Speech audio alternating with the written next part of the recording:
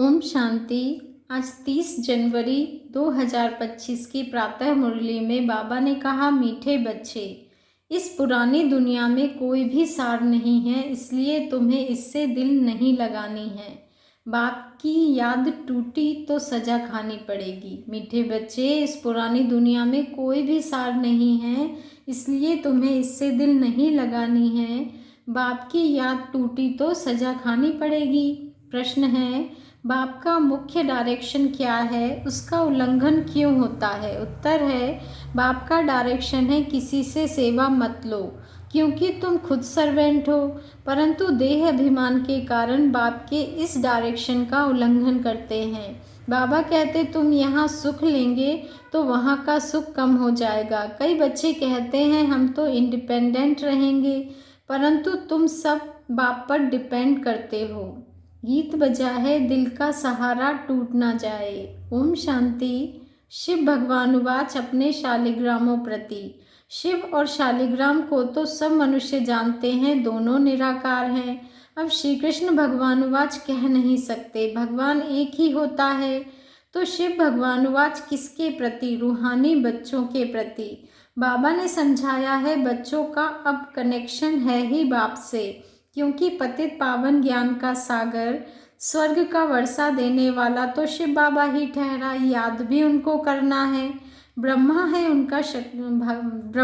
उनका भाग्यशाली रथ द्वारा ही बाप वर्षा देते हैं। ब्रह्मा वर्षा देने वाला नहीं है, वह तो लेने वाला है।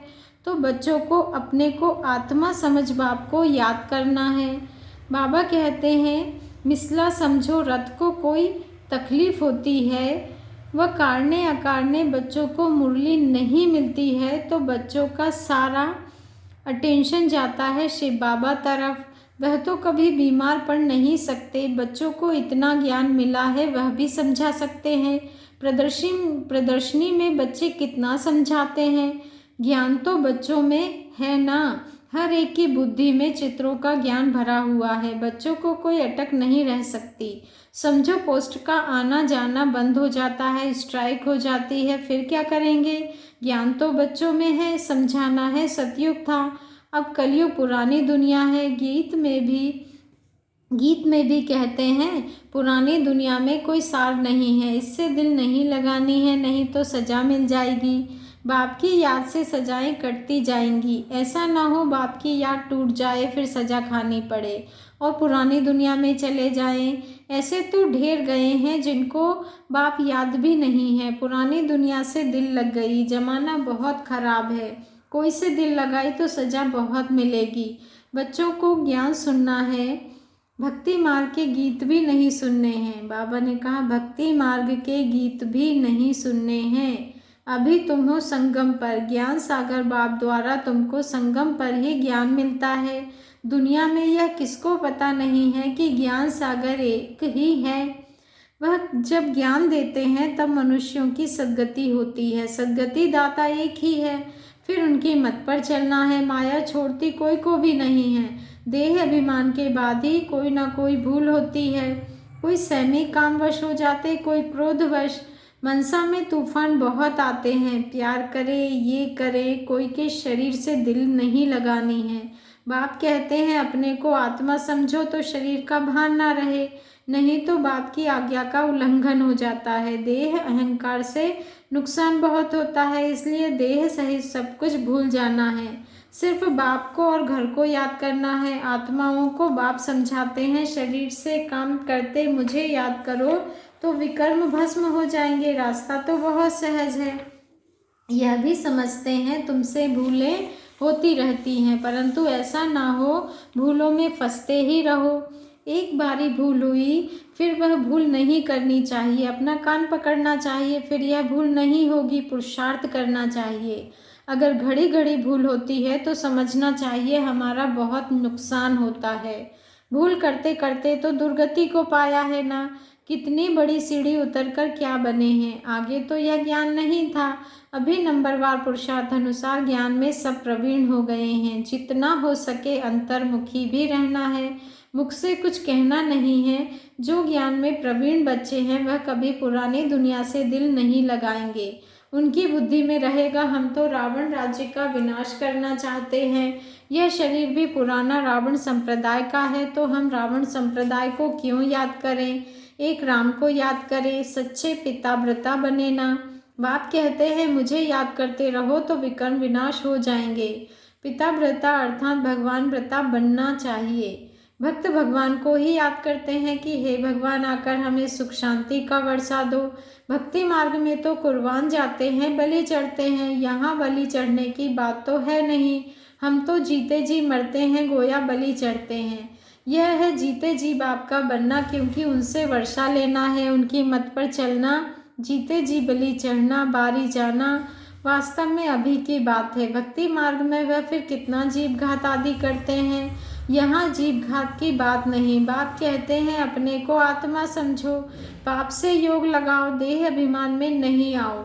उठते बैठते बाप को याद करने का पुरुषार्थ करना है। 100% पास तो कोई हुआ नहीं है। बाबा कहते हैं नीचे ऊपर होते रहते हैं, भूलें होती हैं, उस पर सावधानी नहीं मिलेगी तो भूलें छोड़ेंगे कैसे।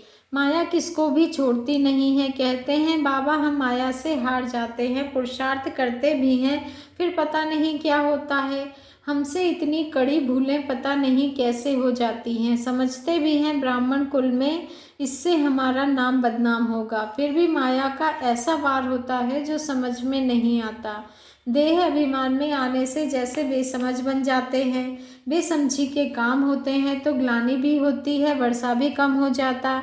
ऐसे बहुत भूले करते हैं। माया ऐसा जोर से थप्पड़ लगा देती है जो खुद तो हार खाते हैं और फिर गुस्से में आकर किसको थप्पड़ व जूता आदि लगाने लग पड़ते हैं, फिर पश्चाताप भी करते हैं।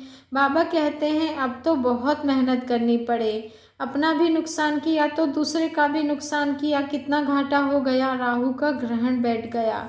अब बाप कहते हैं दे दान तो छूटे ग्रहण, राहु का ग्रहण बैठता है तो फिर वह टाइम लेता है, सीढ़ी चढ़कर फिर उतरना मुश्किल होता है। मनुष्य को शराब की आदत पड़ती है तो फिर वह छोड़ने में कितनी मुश्किलात होती है।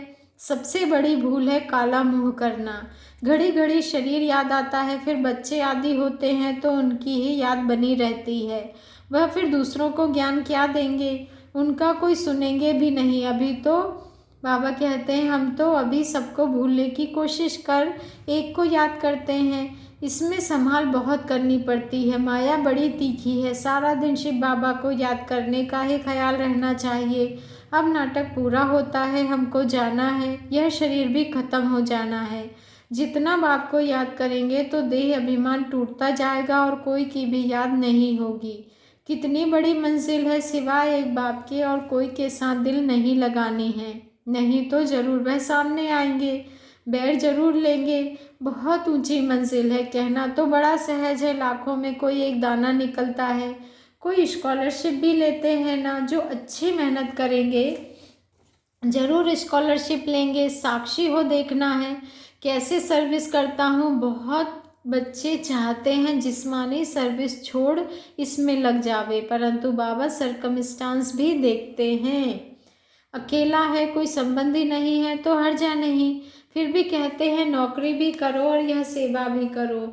नौकरी में भी बहुतों के साथ मुलाकात होगी। तुम बच्चों को ज्ञान तो बहुत मिला हुआ है, बच्चों द्वारा भी बाप बहुत सर्विस कराते रहते हैं, कोई में प्रवेश कर सर्विस करते हैं। सर्विस तो करनी ही है, जिनके माथे मामला वो कैसे नींद करे।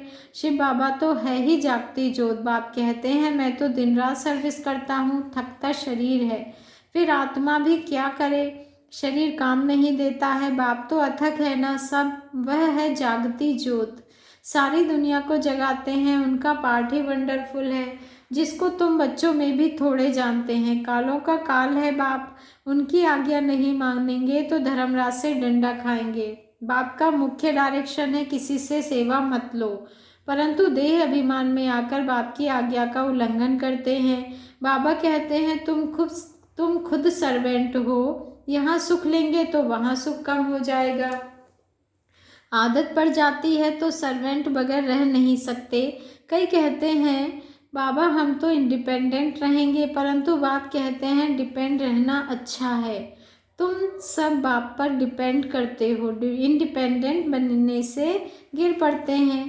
तुम सब बाप पर डिपेंड करते हो, इंडिपेंडेंट बनने से गिर पड़ते हैं। तुम सब डिपेंड करते हो शिव बाबा पर, सारी दुनिया डिपेंड करती है। तब तो कहते हैं हे पतित पावन आओ, उनसे ही सुख शांति मिलती है, परंतु समझते नहीं हैं। बाबा कहते हैं यह भक्ति मार्ग का समय भी पास करना ही है। जब रात पूरी होती है तब बाप आते हैं। 1 सेकंड का भी फर्क नहीं पड़ सकता। बाप कहते हैं मैं इस ड्रामा को जानने वाला हूँ, ड्रामा के आदि मध्य अंत को और कोई भी नहीं जानते। सतयुग से लेकर ये ज्ञान प्रायः लोप है। अभी तुम रचयिता और रचना के आदि मध्य अंत को जानते हो। इसको ही ज्ञान सागर कहा जाता है, बाकी सब है भक्ति। बाप को नॉलेजफुल कहते हैं, हमको वह नॉलेज मिल रही है। बच्चों को नशा भी अच्छा होना चाहिए, परंतु यह भी समझते हैं कि राजधानी स्थापन होती है। कोई तो प्रजा में भी साधारण नौकर चाकर बनते हैं। जरा भी ज्ञान समझ में नहीं आता। वंडर है ना, ज्ञान तो बड़ा सहज है। 84 जन्मों का चक्र अब पूरा हुआ है, अब जाना है अपने घर। हम ड्रामा के मुख्य एक्टर्स हैं, सारे ड्रामा को जान गए हैं। सारे ड्रामा में हीरो हीरोइन एक्टर हम हैं। कितना सहज है, परंतु तकदीर में नहीं है तो तदबीर भी क्या करे। पढ़ाई में ऐसा होता है, कोई नापास हो जाते हैं। कितना बड़ा स्कूल है, राजधानी स्थापन होनी है। अब जितना जो पढ़ेंगे बच्चे जान सकते हैं हम क्या पद पाएंगे। ढेर के ढेर हैं, सब वारिस तो नहीं बनेंगे। पवित्र बनना बड़ा मुश्किल है। बाप कितना सहज समझाते हैं। अब नाटक पूरा होता है। बाप की याद से सतो प्रधान बन, सतो प्रधान दुनिया का मालिक बनना है। अब नाटक पूरा होता है। सतो प्रधान दुनिया का मालिक बनना है। जितना हो सके याद में रहना है, परंतु तकदीर में नहीं है तो फिर बाप के बदले और को याद करते हैं। दिल लगाने से फिर रोना भी बहुत पड़ता है। बाप कहते हैं इस पुरानी दुनिया से दिल नहीं लगानी है, यह तो खत्म होनी है। यह और कोई को पता नहीं है। वह तो समझते हैं कलयुग अभी बहुत समय चलना है। घोर नींद में सोए पड़े हैं। तुम्हारी यह प्रदर्शनी प्रजा बनाने के लिए विहंग मार्ग की सर्विस का साधन है। राजा रानी भी कोई निकल पड़ेगा, बहुत है जो सर्विस का अच्छा शौक रखते हैं। बाबा कहते फिर कोई गरीब कोई साहूकार है, औरों को आप समान बनाते हैं। उनको भी फायदा तो मिलता है ना। अंधों की लाठी बनना है, सिर्फ यह बतलाना है कि बाप और वर्षे को याद करो। विनाश सामने खड़ा है। जब विनाश का समय नज़दीक देखेंगे तब तुम्हारी बातों को सुनेंगे। तुम्हारी सर्विस भी वृद्धि को पाती जाएगी। समझेंगे बरोबर ठीक है। तुम रड़ियाँ तो मारते रहते हो कि विनाश होना है। तुम्हारी प्रदर्शनी मेला सर्विस वृद्धि को पाती रहेगी। कोशिश करनी है कोई अच्छा हॉल मिल जाए। किराया देने के लिए तो हम तैयार हैं। बोलो तुम्हारा और ही नाम वाला होगा। ऐसे बहुतों के पास हॉल पड़े होते हैं। पुरुषार्थ करने से 3 पैर पृथ्वी के मिल जाएंगे। जब तक तुम छोटी छोटी प्रदर्शनी रखो, शिव जयंती भी तुम मनाएंगे तो आवाज़ होगा। तुम लिखते भी हो शिव जयंती की छुट्टी का दिन मुकर्रर करो। वास्तव में जन्मदिन तो एक का ही मनाना चाहिए, वही पतित पावन है। स्टैंप भी वास्तव में असली यह त्रिमूर्ति की है। सत्यमेव जयते, यह है विजय पाने का समय। समझाने वाला भी अच्छा चाहिए। सभी सेंटर्स के जो मुख्य हैं उन्हों को अटेंशन देना पड़े। अपनी स्टैंप निकाल सकते हैं। यह है त्रिमूर्ति शिव जयंती। सिर्फ शिव जयंती कहने से समझ नहीं सकेंगे। अब काम तो बच्चों को ही करना है। बहुतों का कल्याण होगा तो कितनी लिफ्ट मिलेगी। सर्विस की लिफ्ट बहुत मिलती है। प्रदर्शनी से बहुत सर्विस हो सकती है।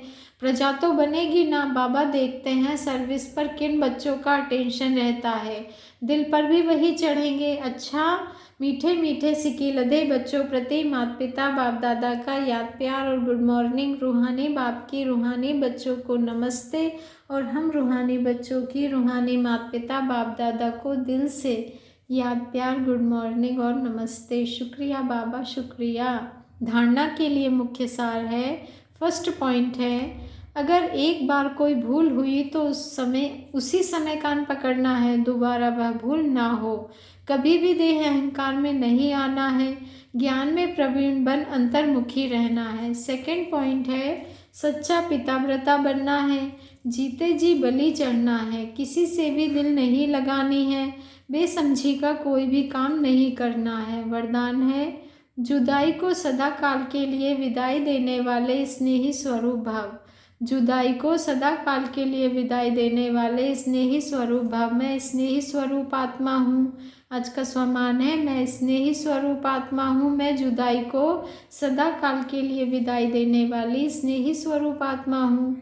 जो स्नेही को पसंद है वही स्नेह करने वाले को पसंद हो। यही स्नेह का स्वरूप है। चलना, खाना, पीना, रहना स्नेही के दिल पसंद हो। इसलिए जो भी संकल्प व कर्म करो तो पहले सोचो कि यह स्नेही बाप के दिल पसंद है। ऐसे सच्चे स्नेही बनो तो निरंतर योगी, सहज योगी बन जाएंगे। यदि स्नेही स्वरूप को समान स्वरूप में परिवर्तन कर दो तो अमर भव का वरदान मिल जाएगा और जुदाई को सदा काल के लिए विदाई मिल जाएगी। स्लोगन है, स्वभाव इजी और पुरुषार्थ अटेंशन वाला बनाओ। बच्चे, स्वभाव इजी और पुरुषार्थ अटेंशन वाला बनाओ। अच्छा, ओम शांति। आज का व्यक्त मास का व्यक्त पुरुषार्थ का पॉइंट है, अपनी शक्तिशाली मनसा द्वारा सकाश देने की सेवा करो। अपनी शक्तिशाली मनसा द्वारा सकाश देने की सेवा करो। जैसे बीज में सारा वृक्ष समाया रहता है, ऐसे संकल्प रूपी बीज में सारे वृक्ष का विस्तार समा जाए, तब संकल्पों की हलचल समाप्त होगी। जैसे आजकल दुनिया में राजनीति की हलचल, वस्तुओं के मूल्य की हलचल, करेंसी की हलचल, कर्म भोग की हलचल, धर्म की हलचल बढ़ती जा रही है, उसी हलचल से स्वयं को व सर्व को बचाने के लिए मन बुद्धि को एकाग्र करने का अभ्यास करते, सकाश देने की सेवा करते रहो। अच्छा, ओम शांति। शुक्रिया बाबा, शुक्रिया।